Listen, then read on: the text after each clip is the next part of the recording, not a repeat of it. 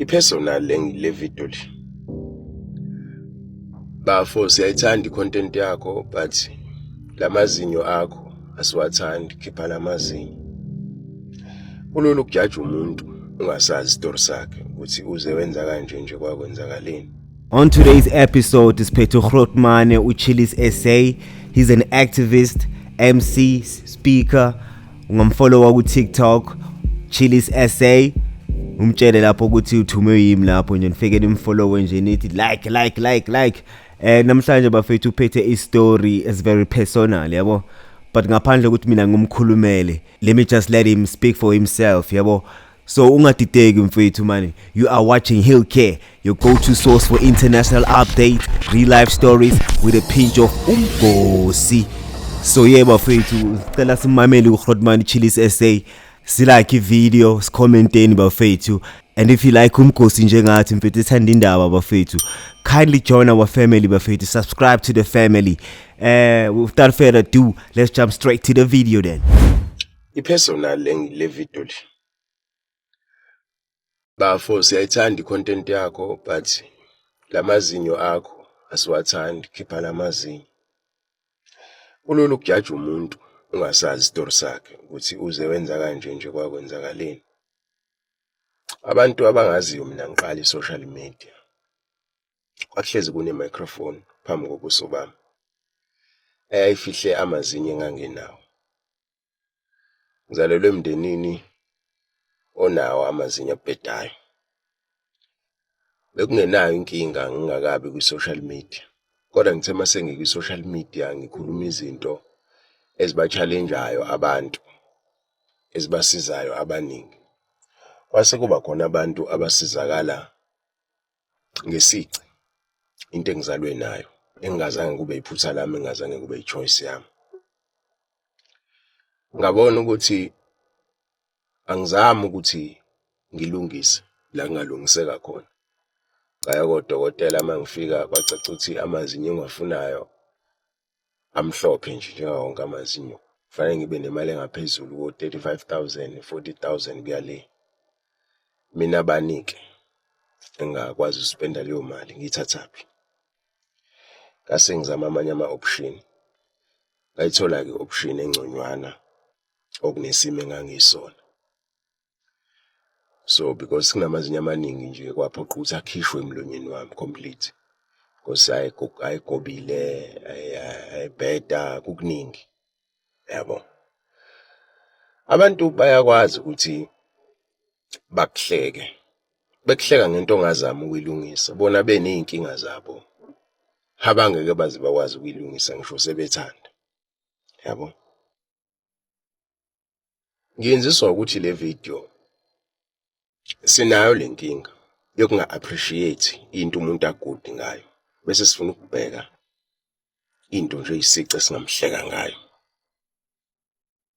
Nokukhuluma-ke nje ungabuzanga. Ngicabanga ukuthi wena mhlambe ngangifaka amazinyo ngoba ngifuna ukubukwa, ngimdala kangaka ngifuna ukutsaka, ngitsakele ba, ngimdala kangaka. Eqeda ukungifaka lo wangifaka lamazinyo. Ngakhala minyembezi uma ngabe ngibuka isimo ebengiyisona nesimo engiyisona manje. So bahlekene abantu ngezici zabo. Ngeke ngabona omunye usisi exabene nomunye umfowethu usedecide ukuhleka intombazane ukuthi inamabele awo ukuthi this and that. Yabo. Athula ngabuka kuthiwa uze uthi ungabanga nobani kumuntu onje onamabele anje kudilika umthangala mekhumlile. Yabo baningi abantu abahlekwayo ngezici abangeke bakwazi ukuyilungisa, abanye abangeke bakwazi uku-afford. Wena ngoba wena phela wakhiwa-ke i-factory special. Awunazo izinto ezamaphutha ongayithandi ezingamukelekile mhlawumbe emzimbeni wakho or empilweni yakho. It's easy to laugh and judge, kodwa-ke kulungile. Bengithi ngixoxele nje i-personal story. Uyazi-ke abantu sebakhomenta-ke uGita uthi hey mfethu, speaking of amazinyo, ngikuleso simo nami. I'm in a process yokuthi half wabo kumele aphume ngenxa yokuzaleka. Emndenini namazinyo abhedayo is painful, but kumele kwenzeke ekugcineni. kunzima ngisho ukuhleka khululeka phambi kwabantu. Umnguni yeah uthi bhuti ngiyasithanda isibindi sakho, your courage nesineke sokuchaza. Some of us ngeke sikwenze lokho. You can visit my social media, but you won't find my pictures. I have my reasons and I don't want to explain. Bese uJamlu Dombomvu uthi mina bafo I'm proudly ngovolo. Hey, okay. Then ule oruli uthi sorry Nkabi yazi kwabhlungu bafo. Yaziphephisa ndodo uphile nje. User 9130 etc uthi askisi bro, I'm having same issue with the smile emoji. Then uDora Madondo uthi Nxese mntanami kusemhlabeni unganaki qhubeka ngempilo nje. uBright uthi mfowethu sakhile Chillies ngiyathemba uyaphila mfowethu. uSteve uthi bafo ngendlela onobuhlakani ngayo bengizibuza but bengeke ngibuze. Thanks for sharing your story and Nxese. Ulungelo Shezi uthi lapho mina ngiyawathanda mina. uMakhawela uthi sakhula kuthiwa sinezingovolo. Hey bhuti kunzima sisasenazo ke namanje ngezimo esingaphansi kwazo. uNjabulo Ntelezi uthi sorry mfo impilo lena awusikhetheni. Bese uSjava Khamuva uthi uyabona ke le video ingiphula umoya bayeke bhuti angisho bona bayazidala bayeke. uSphiwe Ngonyamavu uthi insecure people always restore to bullying tactics. It makes them feel victorious.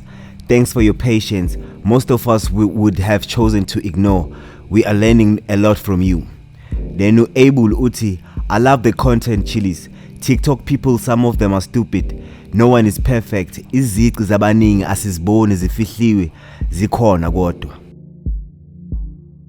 Advocating for justice ZA uthi Aish heartbroken emoji sad face. Then udla magnesit uthi Nxese comrade. Ulolo uthi ndiyathanda indlela ophendula ngayo awuzenzanga. uMishek uthi yazi kuhle ukubuza Nxese mfowethu. uJB uthi abantu ababuzi ukuthi kumxakaphi yena ngeke uwazi. Uyazi kuba kuya ngami ngabe as followers we raise that amount for you kodwa miyeke kanjalo bhuti. uNes Madonsela uthi ha such a nerve mara people I can relate. I have an eye problem and people will make me feel small but they are also not perfect with lots of sympathy baba. Udodo uthi this is very touching. I lost my tooth through bullying in primary school. 35 years the dentist just diagnosed me with gum disease. My teeth are gaping ngenxa yale yazinyo eyaphuma 35 years ago ngetrauma. Wempilo. Mpande Publishers ithi sorry bhuti bandla. Some people are wounded and bleeding and they ooze on anyone they can find. Sometimes it's jealousy because they are not brave enough to do what you do. They're trying to pull you down to where they are. Keep moving, don't focus on the barking doors. It means you are a moving car. We all have our shortcomings. God bless. Then uthi ulondeka memela ngeke siphile if isinaka bhuti wami. Wenza umsebenzi omuhle. Angikaze ngibone inkinga ngawo. Qhuba njalo. Mina I focus on the content. Anginaso ngisho. Yes bafethu, hey. Le ndaba le is too personal bafethu because nathi silapho nami count me in bafethu. Hey. Nokusithola nomunye umntwana esishayile ngawe just manje ukuthi wena nama fault emazunyeni. Hey so uyinkinga manje abanye vele abacabuze at all yabona. Lo taziyabuya ngakutshela so hey kunzima mfethu but yabona if kenzeka vele nawe you're in the same situation or similar situation you can get help from local clinics yabo mfethu ngizwa bathi kunama dentist la you can get help for free. So if kenzeka vele wena idamage yakho maybe ngenzeke incedeke quicker they can actually help you out there for free yabo. When you have to just book your appointment ne dentist there.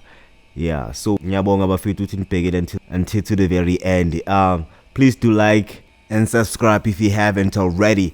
Otherwise, this is Hillcare, your go-to source for your international updates real life stories with a pinch of umgosi. And we out of here.